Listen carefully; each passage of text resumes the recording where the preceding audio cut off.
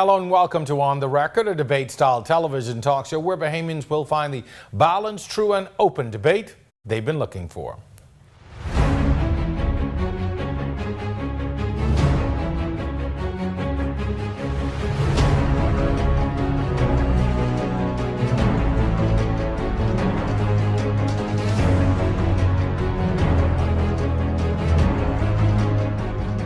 Every year we recognize October as Youth Month. The Ministry of Youth and Sports has themed this year's celebration Youth, Forefront of Change. Our young people take a serious beating, always. Terms like lacking in morals and manners, dishonest and simply no good. Is it really a good account on the future of our nation, though? There is a school of thought that all is not lost and there is hope still. Tonight, we sit down with bright young minds to discuss a range of topics: education, marijuana, morals, and the legal system. Our topic tonight is Youth Month, the forefront of change. And we have as our guest Rashard Ritchie, Dean of National Youth Ambassadors Corps, Travis Robinson, Member of Parliament for Baines and Grantstown, and Heather McDonald, Torchbearer's Youth Advisor. It's all on the record. I'm your host, Jerome Sawyer. Our discussion begins on the other side of this break.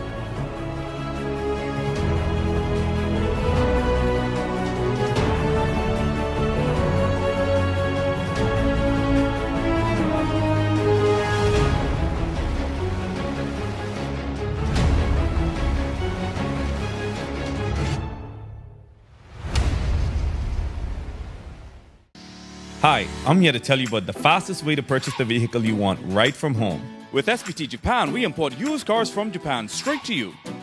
Car ownership doesn't have to be hard. Go to sbtjapan.com and sign up for free. Search for the car you want, place your order, and make a payment using any one of our convenient payment options. Once you pay the duty and tax to our in-house broker, we will clear the vehicle and even deliver it straight to your home. Sounds too easy?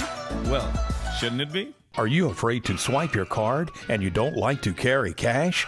If so, you need checks. Executive Printers can make checks for all your needs. They have laser checks, personal checks, continuous checks, and more. All checks have up to 15 security features, so you know you'll be protected. You can even customize your checks. Come and see one of our experts today, or log on to epbahamas.com for more info.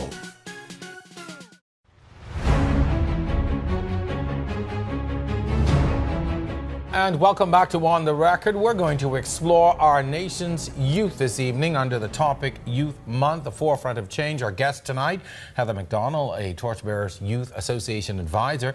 She's also district manager for the South 1 District at CV Bethel for Youth Empowerment Program. Heather, welcome. Thank you. It's good to be here. Glad to have you on. We also have as our guest tonight Travis Robinson, who is no stranger to us.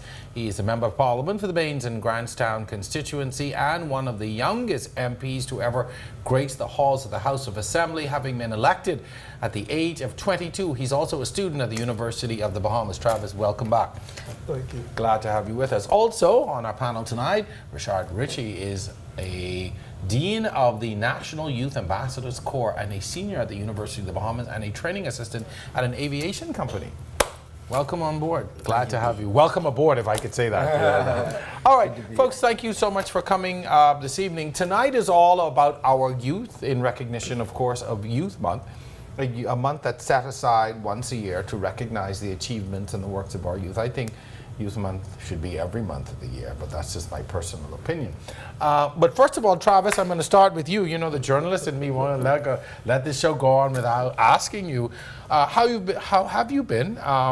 You made headlines a few months ago with your decision not to vote in favor of the increase in value-added tax tied to the government's budget. It resulted in you being removed from your position as Parliamentary Secretary Tourism. Created quite a stir, but you seem to have faded into the background, at least for now. What's been going on with you? Well, again, thank you for having me. I hope I didn't put you on the spot, but you know I was going to ask you about that, right? You know I was going to bring you on and not at least ask you, but go ahead. No, the work has not stopped. My work in the community, being a grandson, of which I love so dearly, continue to intensify. Having no longer being at tourism as of late has given me some more time to focus on my community, and so I can tell you that the work that I'm doing in Bahama Grandsound is certainly well on its way. But so far so good. Travis is in the background, further developing himself as a young man, and looking forward to what the future brings. There was some thought that this would have almost been the end of your political career. Has it affected you in any particular way in that regard? Oh, no, absolutely not. Travis, I call this, I liken it to the phoenix. You know, from the dust of poverty and from ashes I rise. Certainly not the end, just the beginning. Okay, awesome. All right, so thank you for indulging that conversation there. You know, I couldn't let him just come on and certainly not get an update on how he's doing since all that. But I'm going to start, Heather, or move on, Heather, to you.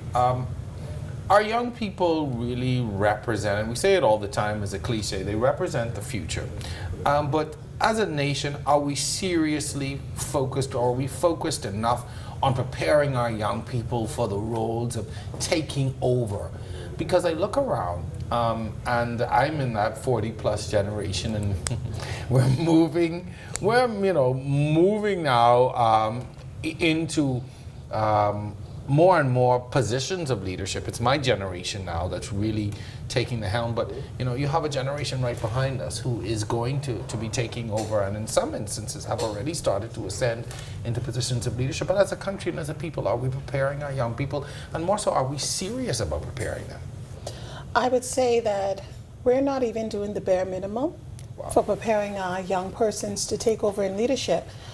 Our parliament is a reflection of that. Look how many years it took for someone like Travis to ascend to the position of member of parliament.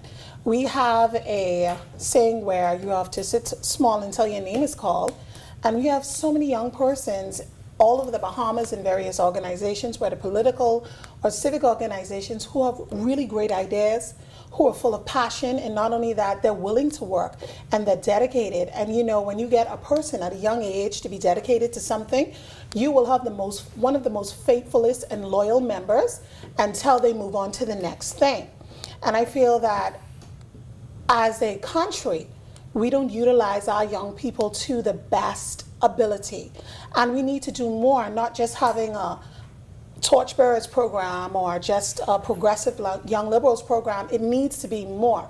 I know Toastmasters, I'm also a Toastmasters, a great program where young leaders can come up, but we need to think about getting this into the school level, taking it beyond a prefect position, maybe student teacher assistants in the high school programs, just so children could understand what it is to be organized, what it is to be responsible for a group of persons. And more needs to be done. Rashad, you sit in a position within the ministry as the Dean of Youth of the National Youth Ambassadors Corps. First of all, tell us what that is about. And is that an effective position? Is it sort of a token kind of job you've got just to give young, why y'all laughing? To give young people some kind, we can give you something to do in the ministry, or is it a serious job? Is it seriously addressing the young people? And do you feel as if you are being prepared for some type of position in leadership in years to come? Well, the National Youth Ambassadors Corps is an organization that, in my opinion, or in my definition, links young people to the government. So we bring the voice of young people to the government. Whether or not that voice is representative of the young population is another story, because a lot of statistics are not representative of the population or the masses. Is the position effective? I would say that it's as effective as the office holder makes it. And so as Dean, I seek to make the office effective in what I seek to achieve, in what I set out to achieve with the team.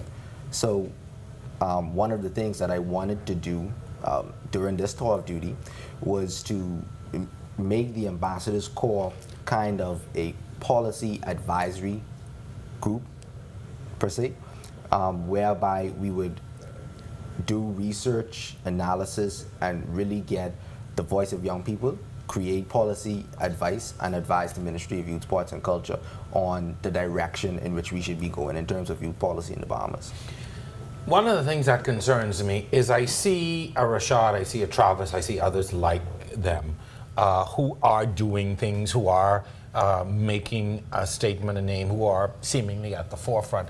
And then I see another group who are basically disenfranchised, who are living and going from day to day, who don't seem to have any plan, any care, any direction. And that group, the divide between those two groups seems to be growing. I see it in my own house, I have nephews who are in that group, and I say, what you and your friends up to? Sometimes, because it seems that there is a disconnect between those who are seemingly going somewhere. You guys are on a fast track. I mean, that's the reality. In another 10 years, you really, all things considered, you could be going somewhere. But there's another group that's just there. Is that a reality, or is that just my misguided view? It is a reality, and that's why we have some great groups like marching bands and so forth. Also, the youth empowerment program. We don't wait for the children to come to us. We go to the students, because you have certain programs. I know I'm not going to call any names, but you have some youth clubs where you need to be invited to join. And you have to be at a particular level in which to join. I know which ones you're talking about. You need to have a GPA. Yeah. The Go to a youth certain empowerment school program, there's no GPA. The only requirement is that you be in 9th grade. Once you're in 9th grade, you sign up. We also hosted some open houses at the mall. We know there are a lot of young persons at the mall where we can interact with them, tell them what the program was about, get them to sign up. That's why we have such a large urban base in that program. So I would say my recommendation to other youth programs, because we have a lot of great ones, but they're the best kept secret. I would say don't wait for the kids to come to you or go to the guiding counselor to sign up, but go to where they are. Does the educational level or the level of education dictate which groups you're a part of? If you went to a private school, or you've got a degree, or do you automatically fall into a particular category, or is it Well, I think I wouldn't necessarily say the level of education. I think it's the area of which you grew up. So take, for instance, if you're part of a being in Grandstown, of which I have the honor to represent, versus being or growing up in, for lack of a better example, a Seabreeze or Kalani. It is perceived that those individuals in those areas are part of more stabilized or academically inclined grouping or organizations. Do they get more opportunities? Certainly they do. They do get more opportunities, and I think this is a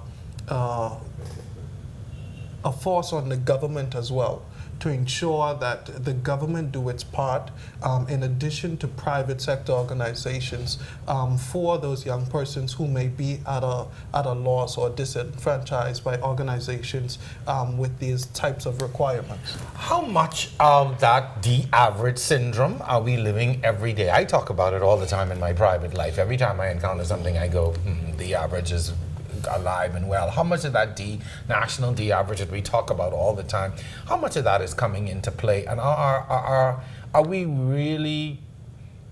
properly, or are we stigmatizing our people with this de-average syndrome, I call it? Well, I would say the de-average is definitely a facade. It's misleading and it's misguiding the people. It's something that I think we have in our minds, and so we kind of just run with that and say, well, the national average is a D. There are young people out there who are doing great things. I don't think that we should continue to run with this D-average thing, because it really is not representative of what young people or the educational system is doing. So I'm going to challenge you on that. I hear where you're coming from, but when you have young people who cannot fill out applications, who are unable to hold jobs because they don't have basic communication skills, who are unable to express themselves because of their level or lack of education, then that sends a signal to me, and I see it and I live it every day. I walk into a store and a young lady, she can't even articulate a good morning, how can I help you? And those are basic skills that we seem to be lacking. I have to agree with you.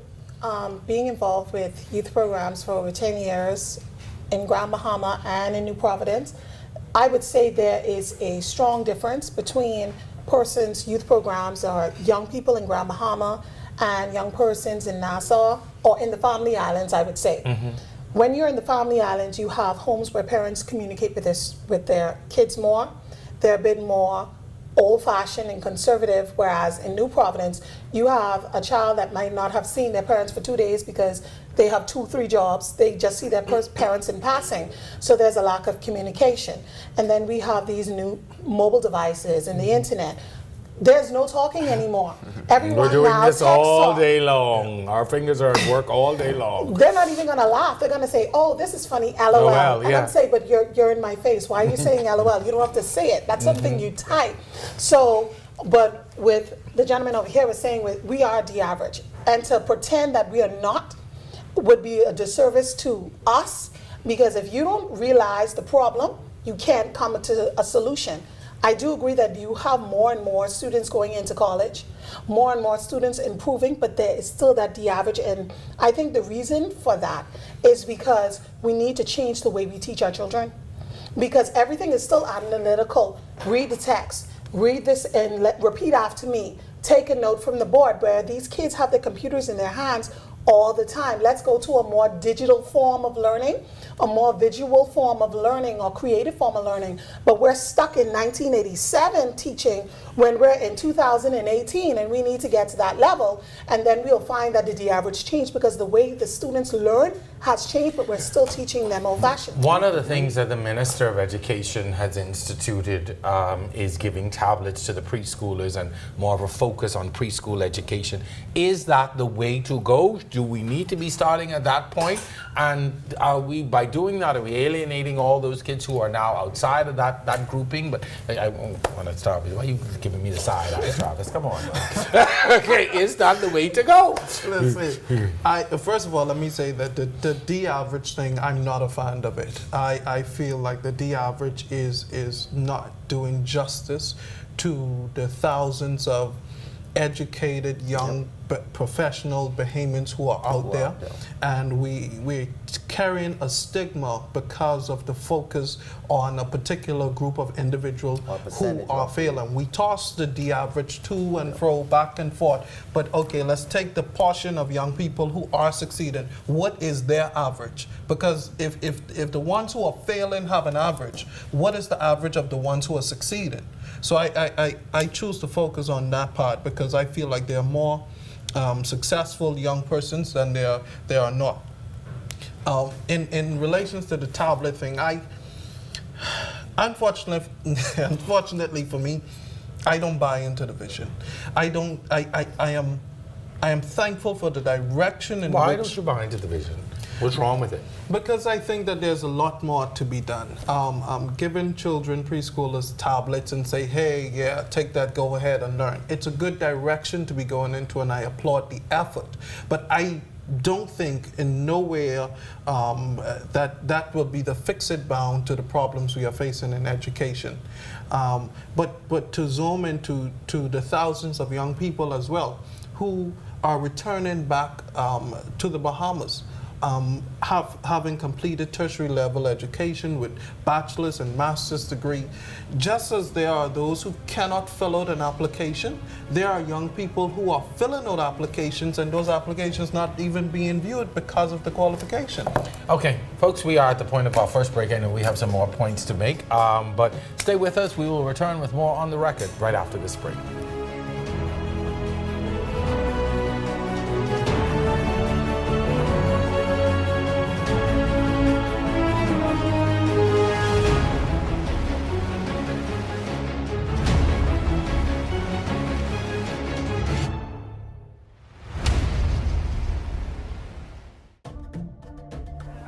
season is upon us, and REV wants to ensure that you have all the information that you need to keep your family and valuables safe. We recommend the following. Buy and stock supplies before a storm approaches. Be sure to shop for items like lanterns, flashlights, and batteries to ensure that they are available when you need them. Keep all important documents in a safe and dry place. Create a hurricane safety kit in the event of a mandatory evacuation. These kits should include water, food, blankets, and clothing. Evacuate low-lying areas or communities where flooding advisories have been given. Ensure that you have a full tank of gasoline in all your vehicles. Do not attempt to do electrical work or work on a generator once a storm is within the area. Ensure that you have access to a radio and a landline telephone. If the center or eye of a hurricane passes over your area, there will be a brief period during which the winds will come to a lull. Do not assume that it is safe. Be sure to wait for the all clear given only through the proper authorities. And we hope that you and your family stay safe this hurricane season.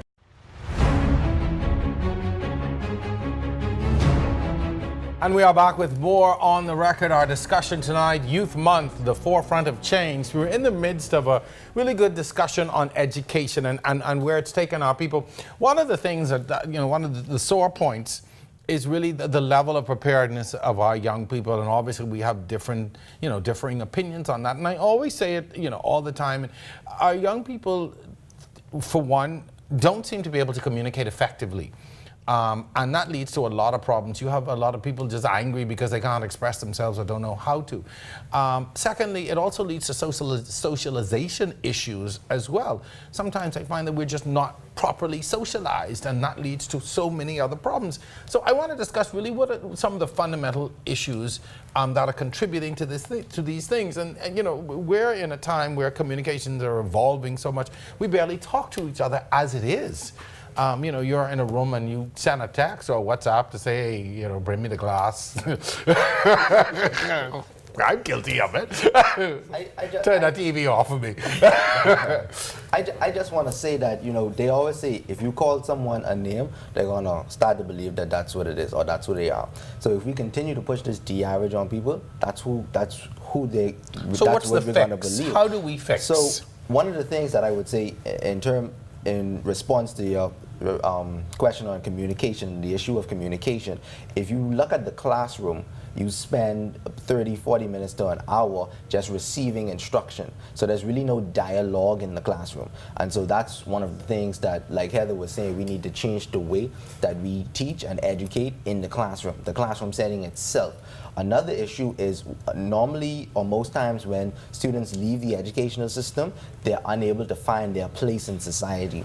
And so that's where the social issues come from. So if we don't prepare young people to enter into a place, into a career or somewhere and find their place in society, then we're going to continue to have this issue. And so what we need to do is totally move or change the direction in which we educate. For example, everyone is not going to be a biologist or a chemist or go into geography or history. Some of them are very good with their hands. I always crack the joke and tell people. But should that be a I hear you, and the technical education is technical vocational education is very important. But sometimes that seems to be the go-to when you don't feel like applying yourself academically, and we seem to be pushing more kids. To me, I think we should be challenging our kids more and more to be more academics and to have more academics. There's a flip side to it, because a lot of people say, okay, you're not academically inclined, so go into technical and vocational. Now, it depends on how you define technical and vocational, because technical also includes electronics, electrical engineering, technical engineering, and all these different fields, which very much need mathematics, which very much need English and communication and all those other skills. These young people realize that? Plumbing, you need math. Plumbing, you need math. You need to know the difference between a half-inch and a quarter-inch pipe and all that. You have to be able to write up an invoice. And write an invoice and the rest.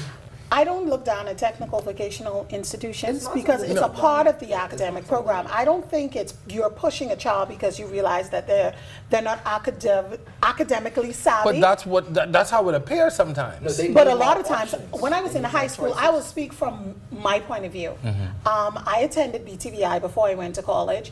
I also I selected a technical course in high school, not because I wasn't academically sound. I did well in school. It's just that I wanted to do hotel and catering. Okay. We are moving away from that. We have a generation of students who actually want to do welding.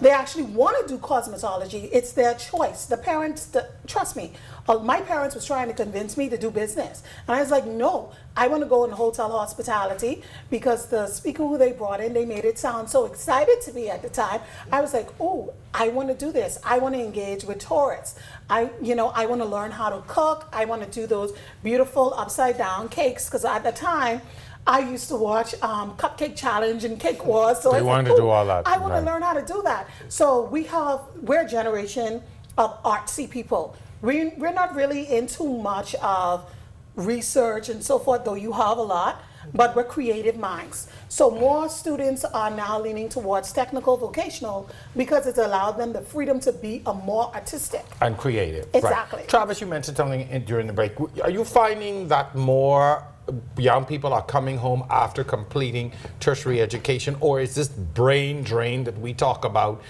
still on? I mean, I see what has happened with the university, and I have to applaud it. You know, since the University of the Bahamas has come about, it seems that there is a great pride now in the institution itself, and it seems to be a lot more focused, and I can feel it.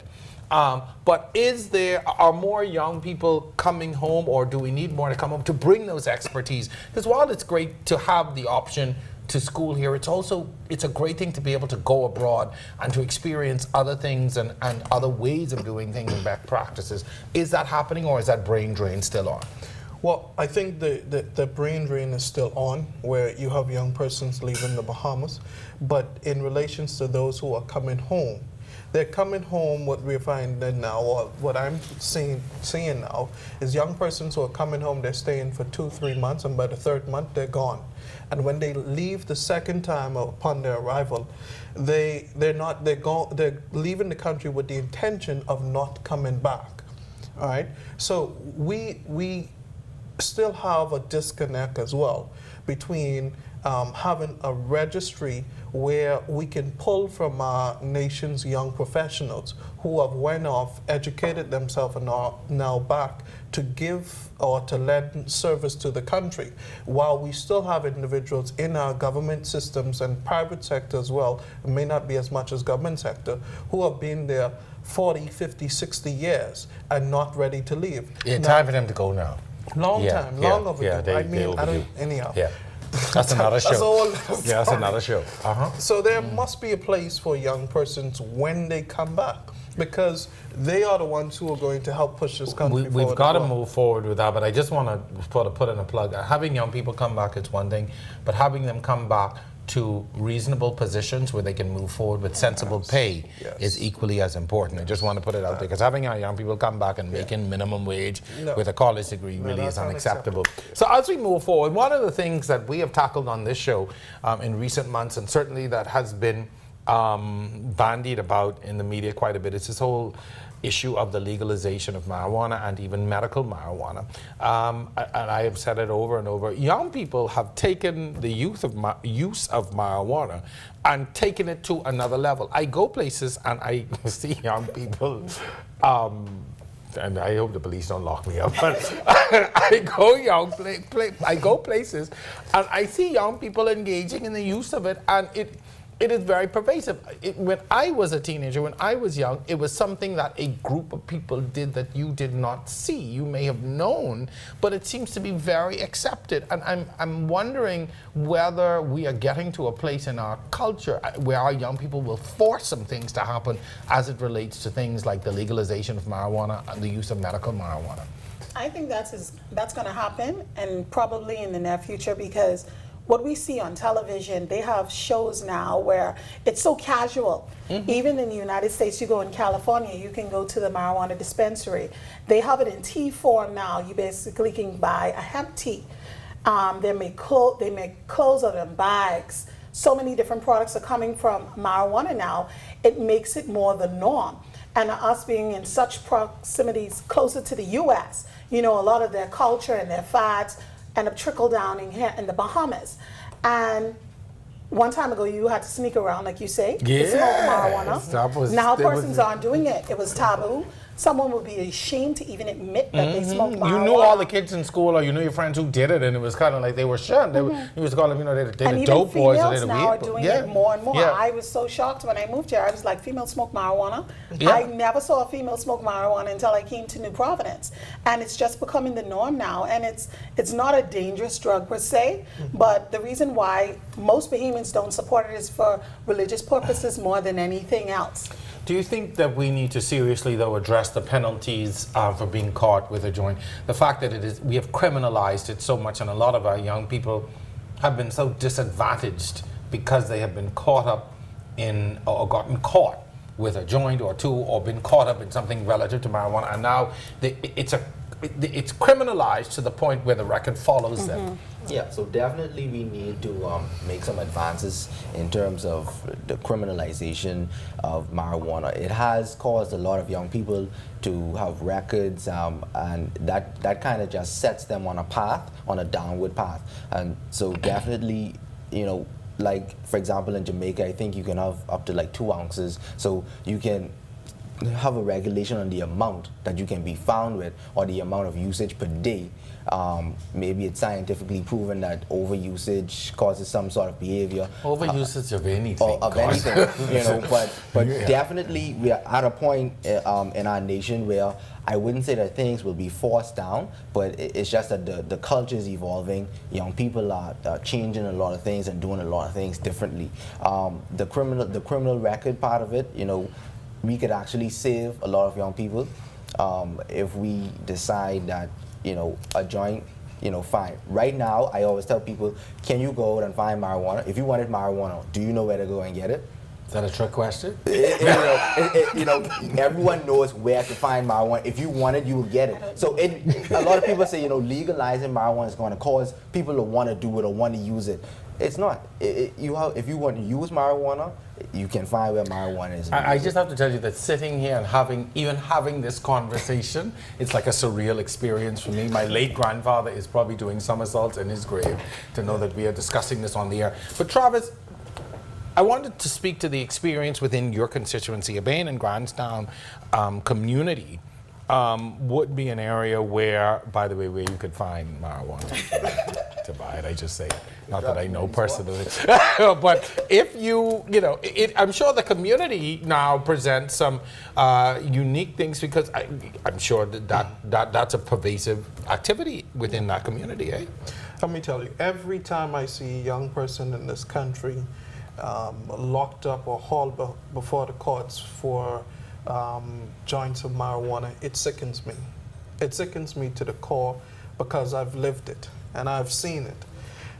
We're not looking at the down the road ripple effect of how this just mass incarceration of young people are deteriorizing the moral fabric of our country, particularly in my constituency, where it is no secret that is prevalent among young persons.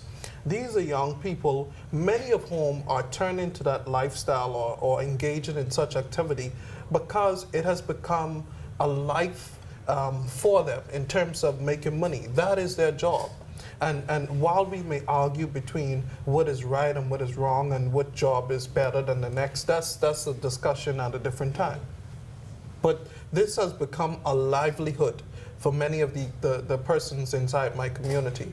And these people can't get a job or can't get regular jobs, eh? Right. Or have not been able to find gainful employment. You don't need academics, and you don't need this and that and qualification GPA to go sell marijuana. Sounds like entrepreneur. That's what they do on the regular. So when the young man is locked up and carted away to prison, and then he leaves behind a young girl with 2 babies, and the young girl doesn't have a job, and so she's unemployed, teenager, 16 years old, 2 babies, and the father is in prison because of a joint of marijuana. And the nation is doing a great job. We have locked up all the guys on the street who have been indulging in marijuana because it's illegal, and what, we supposed to parade around the street and celebrate? So now it creates another issue, because you have a single mother, or you have a mother on her own with these children, nobody to care for them. Thank you very much. So now whose responsibility does that become? Then that becomes the state's responsibility, because now she goes to social service to take care of the two children.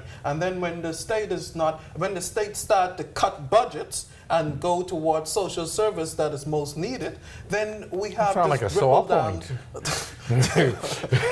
We have this ripple down effect, you know. And so we've got to decide what it is we want for our young people and for our nation. The question and the talk about locking up young persons for don't come around me when young people around me, but you're gonna lock them up for that because you can take two of us at the same time. You know, Travis, you made an interesting point, and I want to piggyback off that because if you think about what you said, you know, using marijuana, incarcerating them, and then you have persons who have to now go on the social services line. That sounds like a cost to me because it costs to house prisoners. You have to feed them. You have to provide them with medical attention, etc., and then it costs social services. So it seems as if it's more costly to lock persons up for marijuana, Very much so. put persons on social services line, as opposed to allowing them to have this, you know, economic income. Now, I want to make mention to Amsterdam, the red light district, where marijuana and many other things, but marijuana is legal. But let's just have the marijuana. The marijuana, you know, One hurdle at a time. I have a Christian Council parading up and down outside the studio protesting. But where marijuana is legal and crime is low. Interesting. We hear this discussion. You hear sort of the cause and effect. You hear what is happening as a result of these arrests, and by all accounts, a law that has served its time, and you know, many people are agitating to be amended and changed. You hear that, and then you start to see what the effect is. So a young man is arrested, and then it's a rippling effect. Are our governments and politicians seriously looking at these things holistically? Are we looking at the entire issue, or are we just saying, okay, we need to do this because it's expedient in this moment without understanding all of the components? I would say during the last 3 years, I have honestly seen more discussion with regards to legalizing marijuana than I have during my entire lifetime. And me too, and I older than you. Okay, exactly. So I think that measures are being put into place, but we have to give them the opportunity to start to basically weed out some of these ideas. Rashad had a good one. One policy we could think of is maybe the amount of usage, just like how we do alcohol. Alcohol is way more dangerous than marijuana. Let's just be honest. More deaths, more accidents, you could get high and drive a car. You get drunk and drive. You could. You'll kill someone. Also, cigarettes. Cigarettes are poison to the body, whereas marijuana is used to help persons who are struggling with cancer. We need to consider the usage and the amount. I think a child getting fined or an adult fined with a joint, fine them. Give them a little, and then that's money coming back in. Say, okay, you want to smoke weed, $300 fine. You'll see there'll be less and less people on the street. Or they'll find that $300. Trust me, the police will be running around saying, hold on, you got marijuana and you come, $300, $200. No problem, let me pay that out. That's adding money to the treasury. They can also say this money is going to go allocate to social services to help that area that has been experienced a bit of a pinch lately. So that's what we need to come up with. Instead of incarcerating them, we have to be honest about our prison system. We don't reform our prisoners. We just prepare them to go back again over and over again. We're going to talk about that in another segment too, but at this point I do want to take a break. I hope that, you know, our policymakers listen in and take note of what is being said, because when you get a group together like this and you begin to talk and you discuss and hash out ideas, this is where you really begin to chart the way forward and what should be happening. Our guests are Heather McDonald, Travis Robinson, and Rashad Ritchie, and we are discussing Youth Month, the forefront of change. On the Record returns on the other side of this break.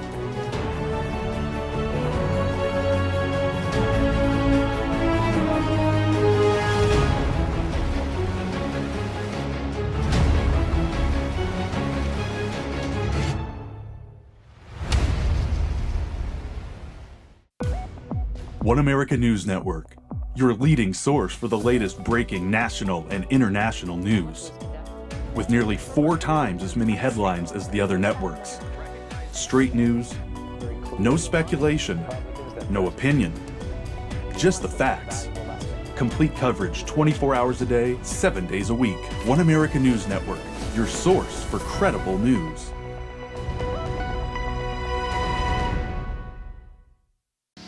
Hi, I'm here to tell you about the fastest way to purchase the vehicle you want right from home. With SBT Japan, we import used cars from Japan straight to you. Car ownership doesn't have to be hard. Go to sbtjapan.com and sign up for free. Search for the car you want, place your order, and make a payment using any one of our convenient payment options. Once you pay the duty and tax to our in-house broker, we will clear the vehicle and even deliver it straight to your home. Sounds too easy? Well, shouldn't it be?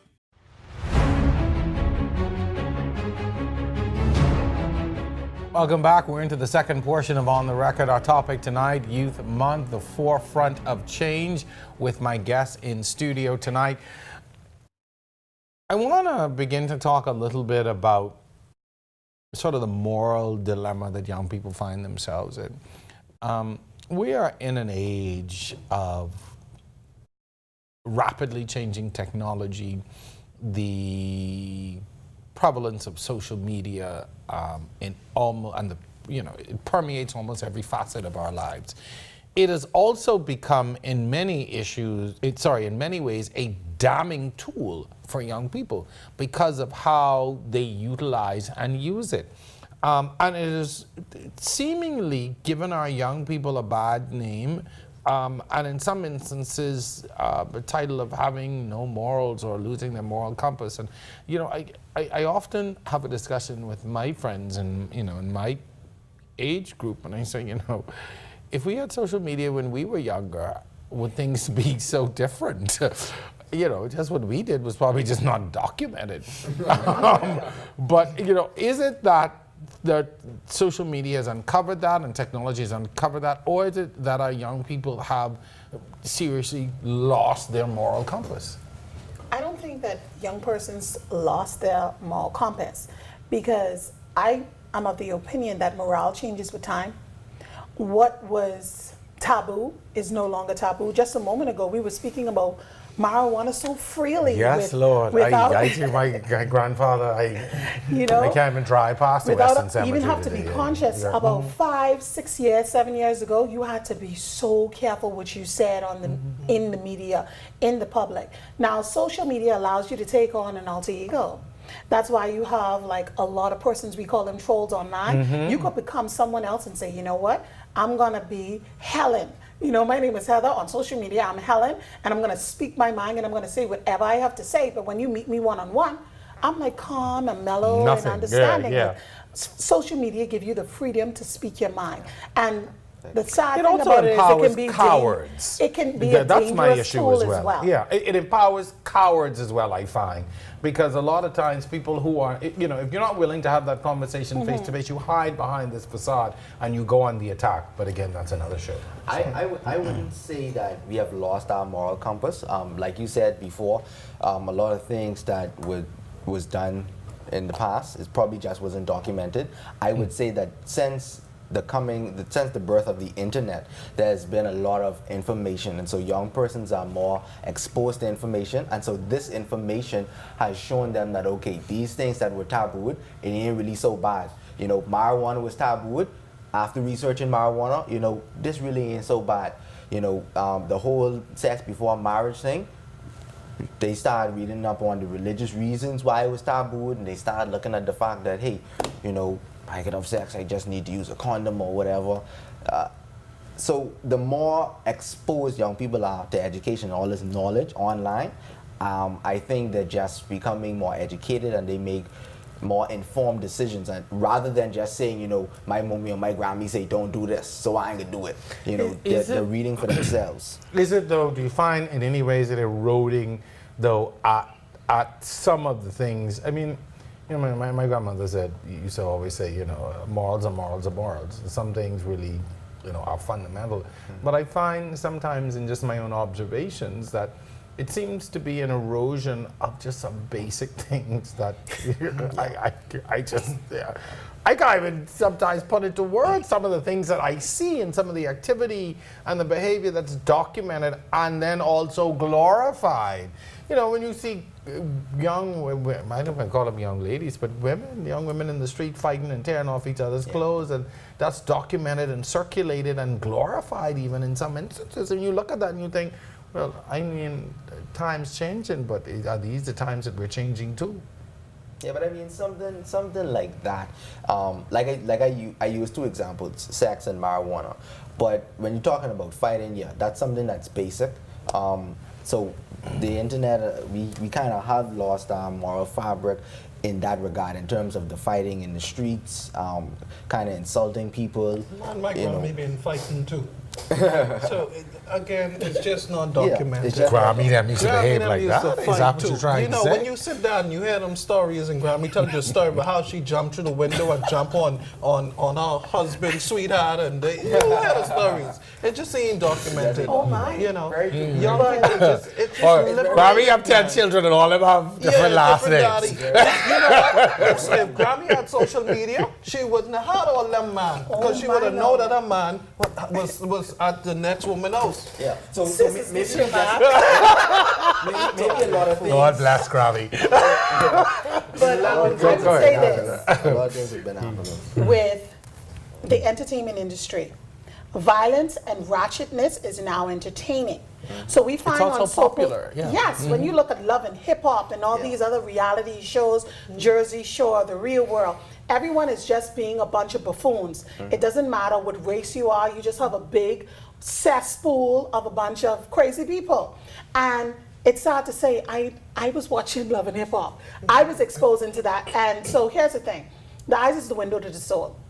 You start to download that, you're watching Love and Hip Hop, and you're seeing this Jocelyn Hernandez fighting Mimi, and you're seeing all of this. So when you go on social media, and you see those two girls on Bay Street fighting, and now this hitting home, this goes to the home, this Nassau, I work on Bay Street, and you see them fighting, you start to laugh.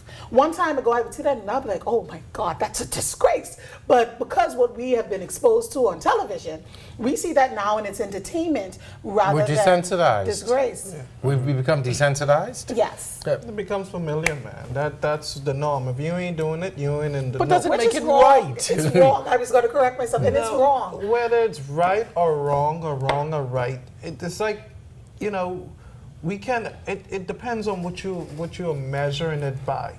You know, It's a because guilty pleasure for us. you know what are you measuring it by? Children, and you know, being exposed, fighting on social media, doing negative stuff, etc., etc. Nothing. My personal belief, nothing that's happening today did not take place in yesteryear. Yeah, okay, but to the defense of that, what happened in yesteryear may have happened, but it was done discreetly.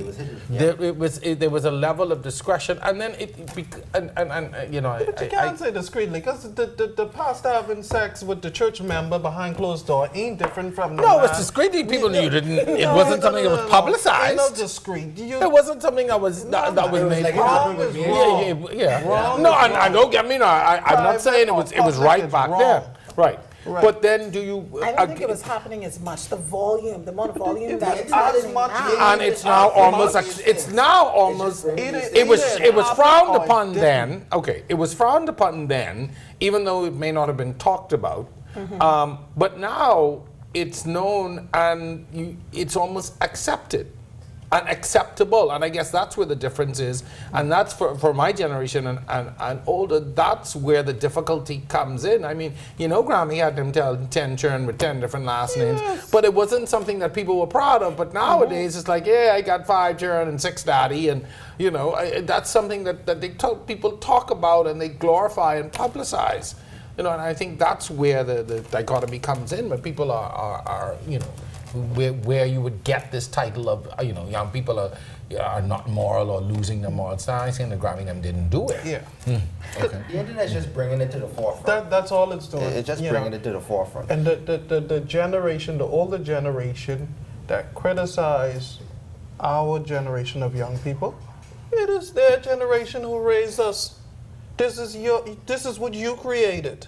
All right? So when you're talking about your child out there fighting, doing da da da da, you raised that child. Or didn't. So how you Or the last criticizing? month, or didn't Yes. get it. Didn't Exactly. read. Either you did or you didn't. Yeah. You know, so don't point your finger and talk about my generation of young people. You raise us. That's what you created. But there's more and more persons that are more open, and there's less people who are ashamed to do things. There was a fair to go to the club. One time ago, you had to wait until mommy went to sleep to go to the nightclub, and you're 25 living in a house. Now you coming in our house 4 or 5 o'clock in the morning. And you on Snapchat at 2 Exactly. o'clock in the club. And you're not worried if your parents know that you're clubbing. You're not worried. You have a young person now who drinking in front of their parents. I came up in the household. If you drink, with the parents. we don't drink it from our family members. That's something private. But nowadays, younger persons, they drink with their parents and so forth. The Or shame. mommy taking the mommy veil to the has- club. Mommy going to the club with you. The veil has been removed now, and it's just that all your mess is open. And people are now living a life as an open book. I believe the YOLO campaign started that. Yeah, you That's only when I live one noticed way. where persons just were really getting out of control and being more open about their sexuality, about what they have on their minds, their thoughts, their views. There's something interesting that I noted as well. Even with issues of sexuality, it seems that young people have become a lot more tolerant. Even within their age groups, because you see children declaring their sexuality at young ages, and their friends have no issue with it and discuss it openly and accept it. Whereas years ago, it was a taboo, never happened. You ostracize those who were, or just weren't talked about. But now you have issues of sexuality and sexual orientation being talked about, discussed, and even embraced at a very young age. It's like, you doing that, do that over there. We still cool, but do that over there. I would say with our generation of young leaders, what we did that was right is we separate the stigma or the name from the person. We say, yes, this person may be a homosexual or lesbian, but look at their character. This is who they are. This is their personality. human That being. doesn't mean you can't work with them. That doesn't mean you can't befriend them. You understand? You could go to a doctor and you find out the doctor is a homosexual or lesbian. You wouldn't let the doctor operate on you.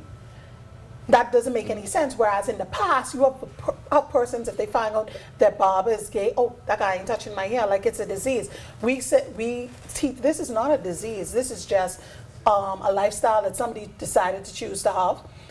But that doesn't mean you cannot communicate with them. You can't work with them. What I've noticed, and we're about to go to the break, and it goes back again to what I've noticed in young people, that the level of tolerance is a lot greater among young people. Well, folks, we are at the point of our final break. We've got to take a quick break. We've got a lot more to discuss in that final segment. More on the record right after this.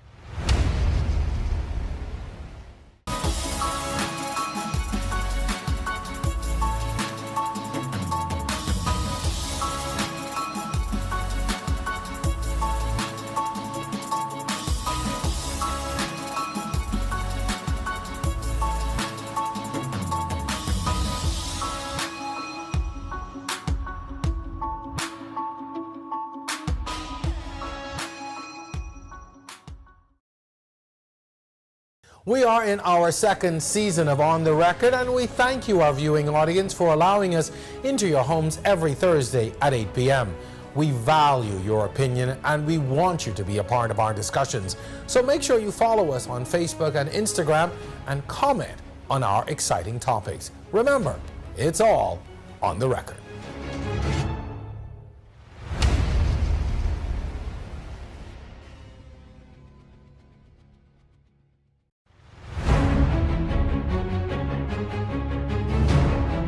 Welcome back to On the Record. This is our final segment. Youth Month, the forefront of change is our topic.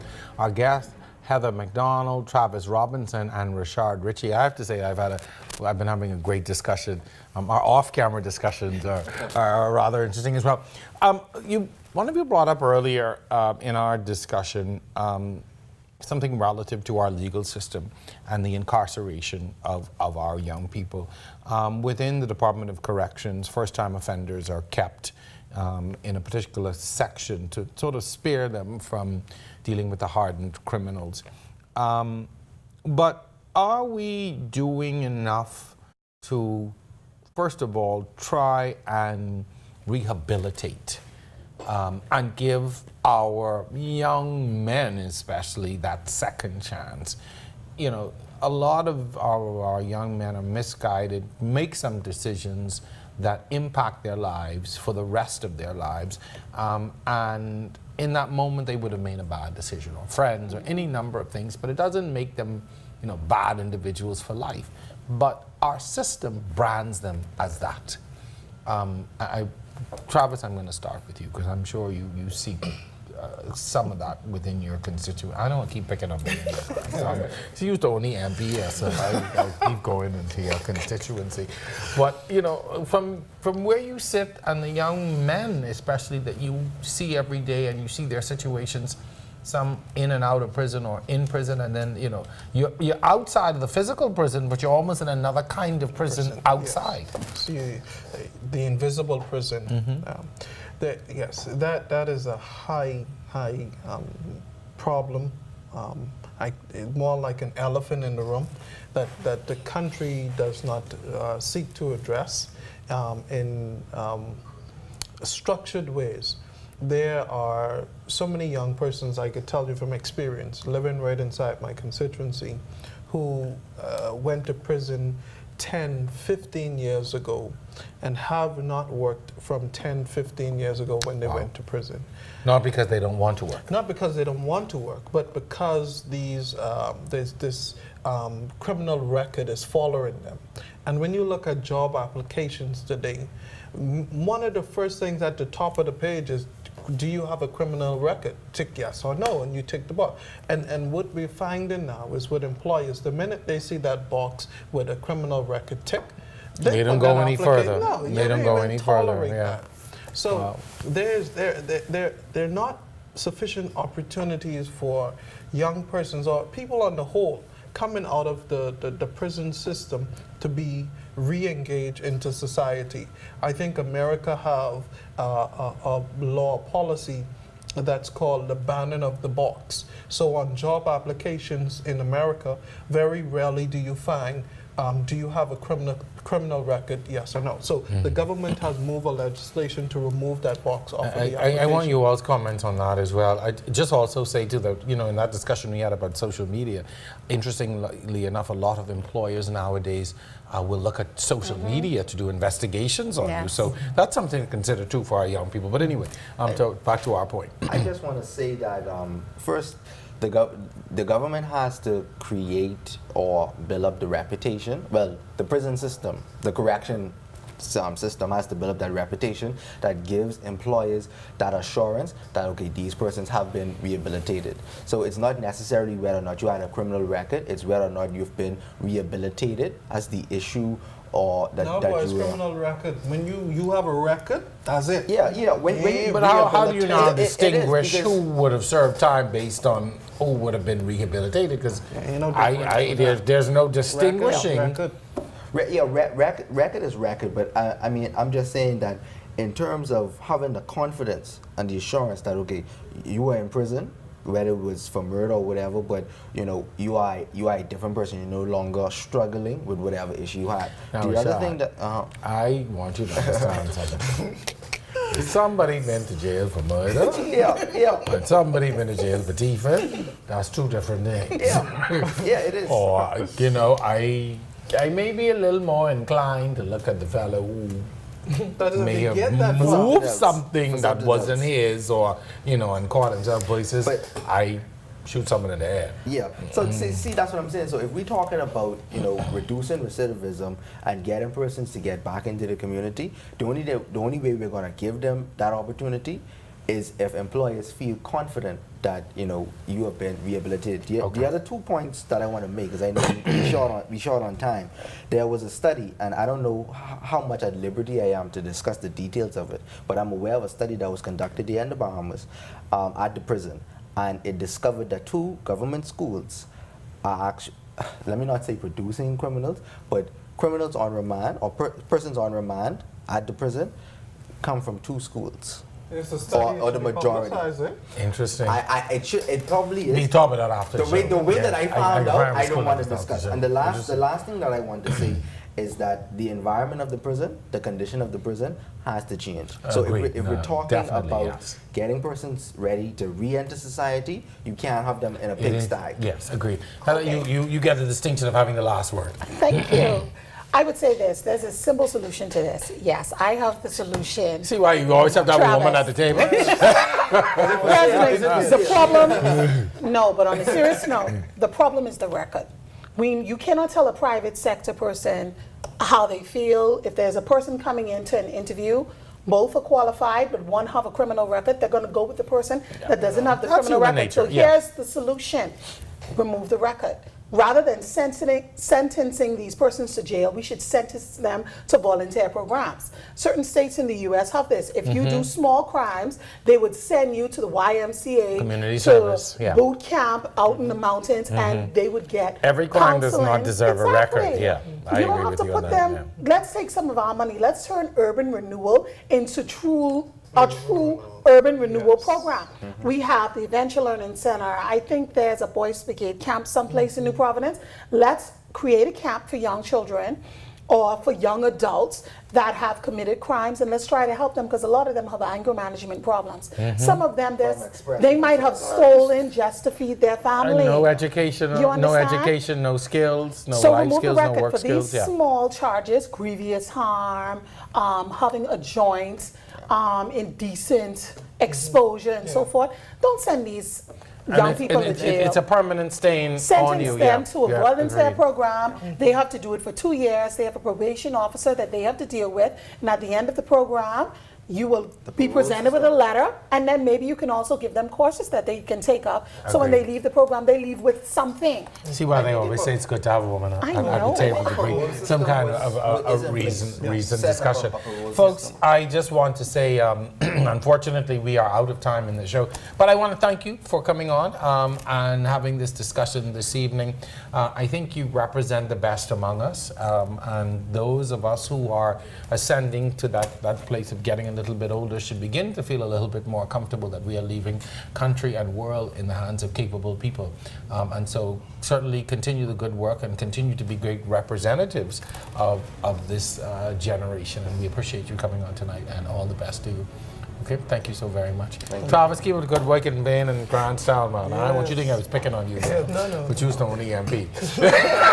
So we hope that you have enjoyed tonight's show, everyone. Special thanks to Travis Robinson, Richard Ritchie, and Heather McDonald, my producer, technical staff, and of course you, our audience, for watching week after week. Be sure and join us for more On the Record, same time, same place. Until then, I'm Jerome Sawyer. Thanks again for watching.